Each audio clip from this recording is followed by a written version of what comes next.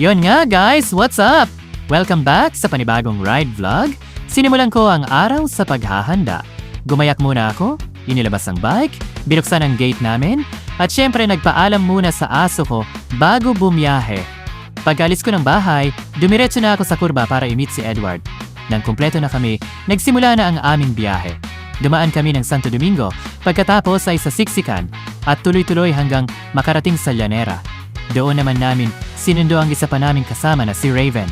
Bago magpatuloy, inayos muna namin ang RD ni Raven para siguradong maayos ang takbo ng bike niya. Nang okay na lahat, tumuloy na kami papuntang Rizal at dire-diretso hanggang Pantabangan. Pagdating sa Pantabangan, nagsimula na ang totoong hamon, ang pag-ahon papunta sa Pantabangan Dam.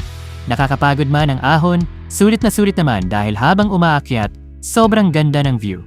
Para kang nasa mini Baguio dahil sa malamig na hangin at magandang tanawin. Medyo nahuli lang si Raven sa ahon kaya naghintay muna kami. Nang makabawi siya, tumuloy na ulit kami papunta sa mismong dam. At ayun, nakarating na rin kami.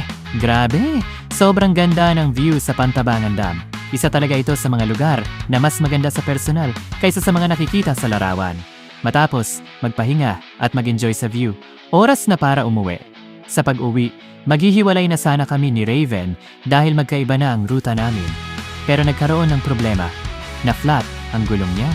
Sinubukan naming tingnan kung maaayos pa, pero wala akong dalang patch glue, kaya hindi namin ito na-repair. Wala na rin kaming ibang magagawa, kaya nagpaalam na lang kami sa kanya. Nagdesisyon siyang maglakad muna at maghanap ng vulcanizing shop sa malapit. Pagkatapos noon, tumuloy na ulit kami ni Edward pauwi at doon na nagsimula ang isa pang hamon. Nabudol talaga ako. Sabi nila, wala raw matarik na ahon sa ruta. Yun pala, parang pader ang sasalubong sa amin at hindi lang basta matarik, mahaba pa. Pero buti na lang, kinaya naman natin. Dahan-dahan lang, pedal lang ng pedal hanggang sa matapos ang ahon. Mula doon, dumaan kami ng San Jose, Muñoz, Balok, Santo Domingo, San Miguel, Ilog Baliwag at Bertese.